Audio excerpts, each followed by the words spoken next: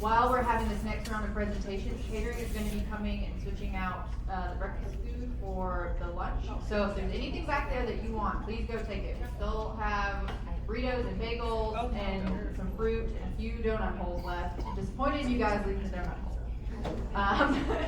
But do grab something so that we don't want to waste. I'm not going to let them take it away anyway. We're not going to waste it. But we're going to go ahead and get started with our next presentation. So Brian, you want to go ahead and...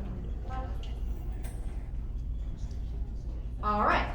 So next up is Brian Zelip. Brian is our front-end developer for ArchivesSpace. Is this your first member meeting?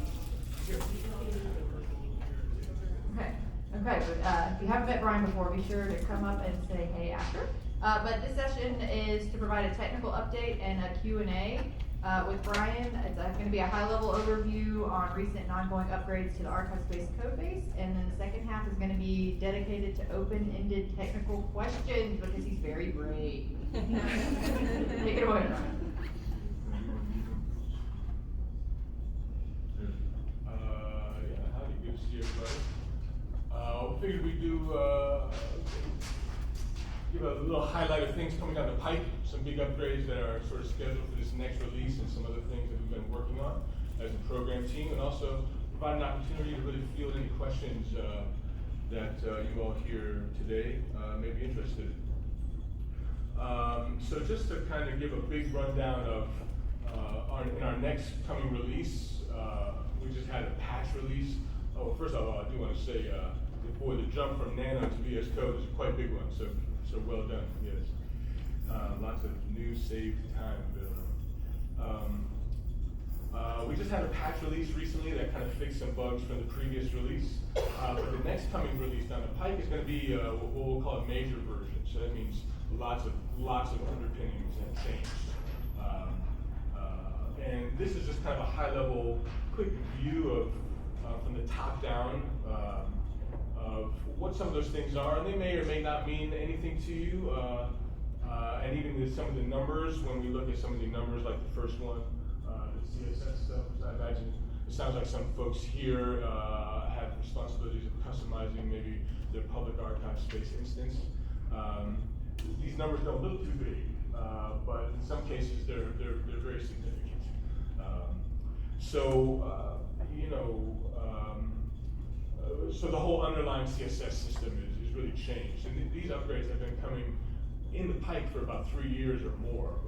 These have been being worked on from inside the program staff and also by consultants outside the program team for a few years. And we're finally coming to a head where they're going to be released in the next major version. And so that includes the CSS system, Bootstrap. It also includes, to much of the chagrin, ArchivesSpace has been utilizing a very old, outdated legacy versions of the interactivity, the JavaScript library that provides a lot of what happens when you click a button and field drop downs and things of this nature. And as some of you may have heard, oftentimes IT departments are screaming about sort of security vulnerabilities in ArchivesSpace, these kinds of things.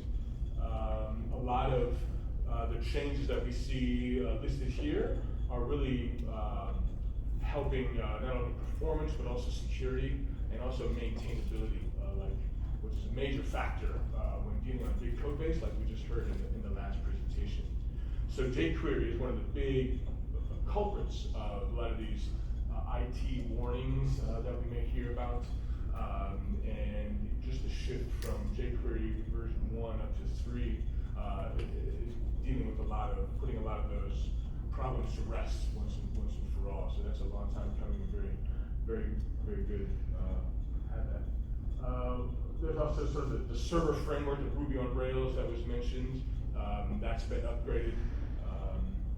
And also at the very low level, ArchivesSpace is written in a language called Ruby for the most part, but we have a slightly idiosyncratic way of running it. Instead of running on raw Ruby, we rely on something called JRuby, which allows it to be run on Java. And that's what IT departments like, because Java is very easy. It's an industry standard. It's an enterprise kind of a standard thing. It's easy to install Java. And there's this interpreter that interprets Ruby even though it's a Java system. And so when JRuby just recently got upgraded, it looks like a minor thing from 9.3 to 9.4. What that really is doing is upgrading the underlying Ruby compatibility from version 2 to version 3, which comes with a lot of security, performance wins, and other things like this. And finally, we have a long, I don't know too many other applications that are still supporting a very old version of Java, version Java 8. Pretty soon we'll be coming down the pike of removing support for Java 8. This next release will also include support for a newer version of Java, Java 17. So that's a bunch of numbers and just some words, but what this means is a lot of work has been going on to smooth out some of the edges and get some wins in there for security and performance and maintainability stuff. So I'll do a little feature demo with static images here, just to show some of the things that we've been working on. Things that'll be, just a small handful of things that'll be included in the next thing, and it's not interactive, but these are just static images. But what's showing here? What's showing here? Oh, the sidebar's on the left. That's what's showing here. And that's going to be a configurable thing, right? You can't see all the there's some grayness, some grayscale that you can't see here. But another thing is to see more functionality, which has been a real thorn for years of funkily breaking up nice text into weird line breaks, and there's been a lot of inconsistencies with the way that's worked. That's now totally over. There's no issues there anymore. But the sidebar being on the left, it doesn't sound like a big thing, but that's going to make a lot of people happy, I hear. Yeah, good. Glad to hear. And that's configurable too, so it can be put back on the right, but now it'll be on the left by default. So that's one thing. What we see here, this is the collection organization view of a resource, and this is showing this load all at once feature, right? Which is to say, not everybody has really big records, but shout out to anybody from Brigham Young, if you may be here, who has significantly large records in their archives, a few at least, and using their database to test on was very significant in getting this feature done. But so now there's the ability, so the scrolling thing, the collection organization was often a pain thing too. It was kind of awkward and clumsy. If you recall, sometimes everything was moving when you would start to scroll down. That's for a while, as of the previous release, that's been improved.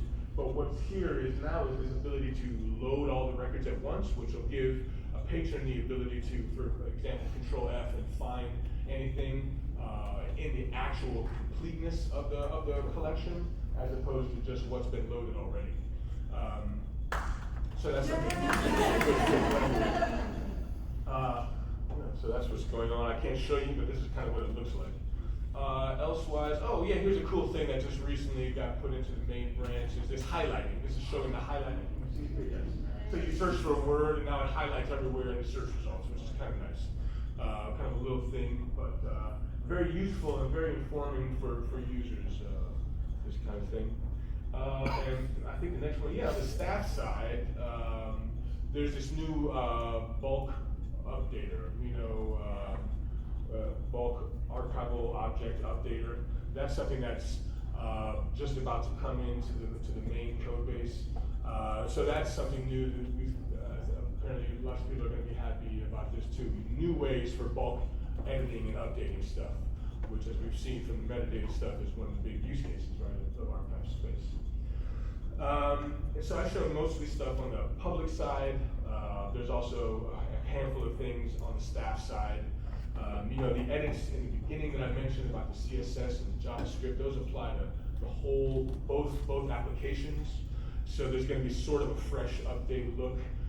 Things are going to be text a little bigger in some cases where it needed to be. Things a little more higher contrast in colors where it needed to be. There's still lots more to do, and we're a small team, but we've got some good momentum going right now. We've recently, if you haven't heard the news, hired a new tech lead recently, and that's been really going awesome. The team is kind of on fire right now, which has been a real joy to be a part of. So with that, I just wanted to also open the floor, if anybody might have any technical questions about this or anything else that you may be thinking about. I'm happy to field any of those. Thank you, Brian. I like how you just soft launch bulk updater like we haven't all been holding our breath on. Oh! Sorry about that. I kept thinking you didn't clap because I was really excited. All right. Any questions? He said ask me anything. All right. Okay. This is all great news. With some of these upgrades, back end, started with, will some of those help us with some of these tickets? When previously I understand that and the AD-based content is the same thing. Things that one of those. I don't know about I don't know that, but are some of the That's a good, yeah, I mean, a lot of these things end up knocking down other tickets. You know, tickets are funny things. You know, people raise things at certain times, and they may be sort of raising a piece of the elephant, but not the larger view of the elephant. So yeah, what I found in a lot of, for example, the collection organization work lately is you kind of got to hone in on the real, the things that really are speaking to the main problem, and then all these other tickets end up just being fixed too. So there is a bit of that going on. The spell check thing that you mentioned, I'm not exactly sure of that. I haven't heard that. But chances are, yeah, you know, if there's a new dawn, some of this means it's a new dawn, and a lot more things will be able to be managed maybe different without limitations that there were prior.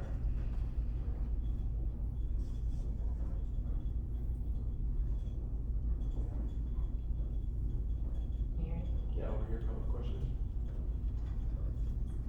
Hi, I'm Mary. I also have a very, very large collection that will look very good on the loading thing. But my question is about the bulk updater. Is this a kind of the bulk updater? Are you able to update any sort of part of a resource? Is the goal to be able to update anything from bulk updating dates to updating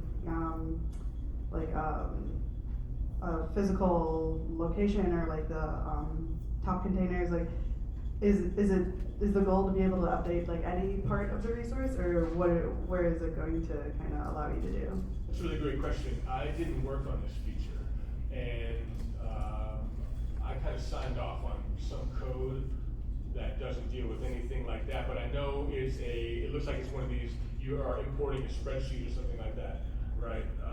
And so my hunch is, the answers to your questions are yes, which is to say, you know, it's just like whatever you can put in the spreadsheets, you know, but maybe you can even speak to that one. No, Brian promised it. It will do everything. Yeah. And so for those of you that are familiar with the New School Bulk Updater plugin, that's a very popular plugin that was developed by the New School. I just like with the load via spreadsheet functionality that was initially a plugin, but was incredibly popular. We know that bulk update is incredibly popular. So building off of that work and then sort of changing and adapting that to make it functional within core code is what's happening right now. And it is still being worked on, and of course it will be like opened up for testing. So once you see that announcement come out for testing, make sure that you do, you know, bang on it a little bit and see if it does do everything that you need for bulk updating, because I know that this is going to be an incredibly popular feature, so we want to make sure people are trying it out before it goes into it.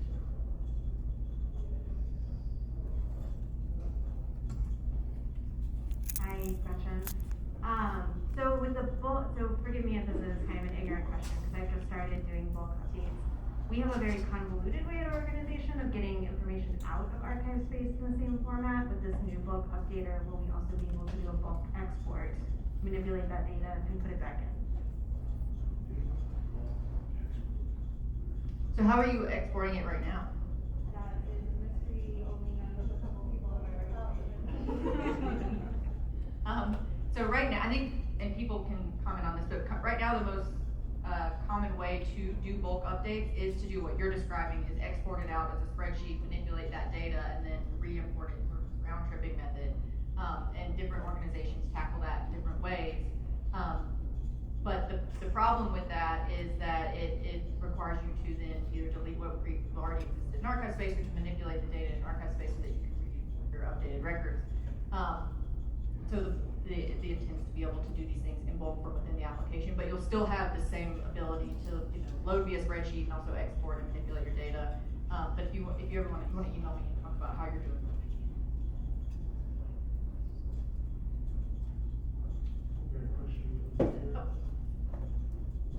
Cecilia, was there another hand? You mentioned some changes to the CSS. My institution, we have some theming and styling, as I'm sure many of us do. Will the CSS upgrades impact that? Do we need to be extra cautious? Right, yes, there is quite, the answer is yes, it will impact us. That was the real source of this time. And the time it took to get these upgrades into the main codebase. We are starting to pull together feedback from folks as sort of working groups, people having discussions, especially for plugin authors, for example, about how these kind of coming changes are going to impact plugins, for example, right? And so,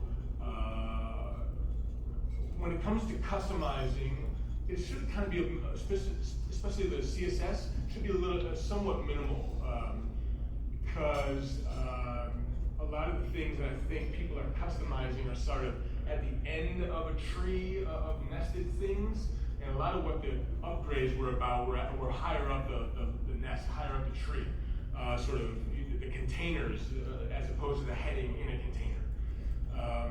At the same time, with so many use cases out there in the wild and so many idiosyncratic ways of doing it, the answer is inevitably going to be yes, it's going to impact it.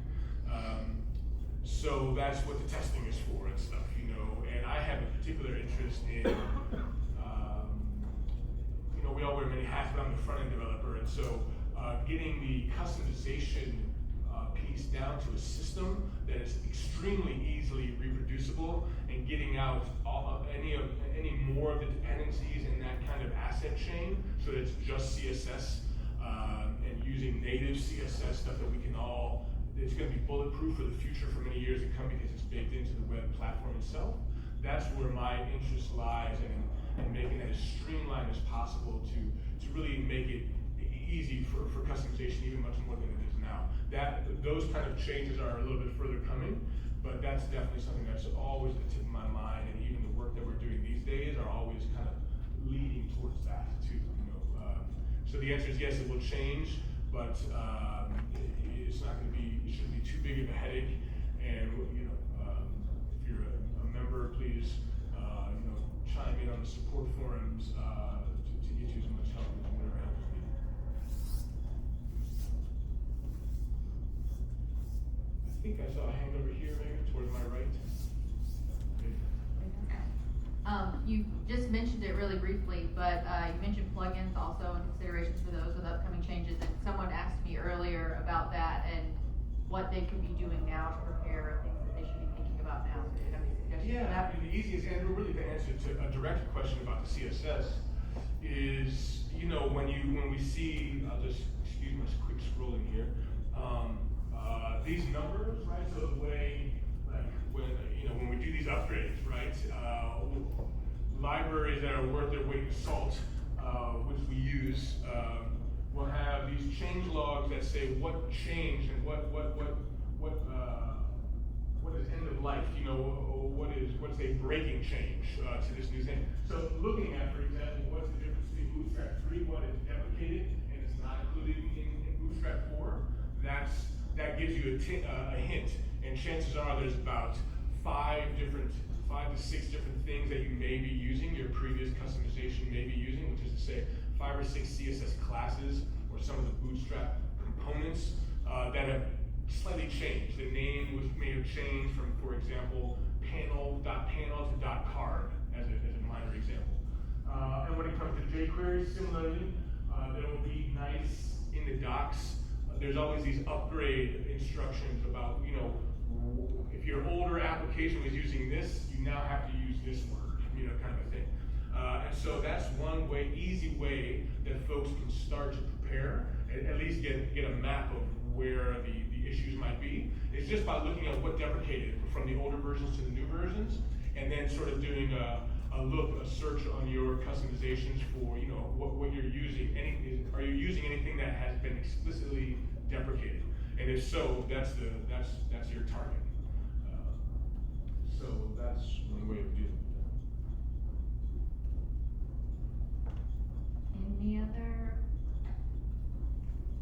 You mentioned with JavaScript, the jQuery update, that it may be helping with some security issues. I'm wondering about its impact on the ability to do any kind of robotic process automation on the interface, like you know, using JavaScript to click buttons or do things like that. I'm not sure. Can you kind of rephrase that question? I mean, yeah. Like if I opened developer tools and I wrote a little JavaScript that was supposed to click a button or or enter information into a field, would that be affected by some of these updates that you're talking about to jQuery? No, not really. You know, a lot with the security vulnerabilities, especially for an application like ArchivesSpace, there's a lot of false positives that come out from these vulnerability scanners, for one thing. And a lot of the things that were deprecated from jQuery that wouldn't be in jQuery 3.6, for example, are, you know, just older function names, you know, and sort of outdated ways of maybe fetching a resource from the network. But the kind of things that you just mentioned, that wouldn't be impacted whatsoever.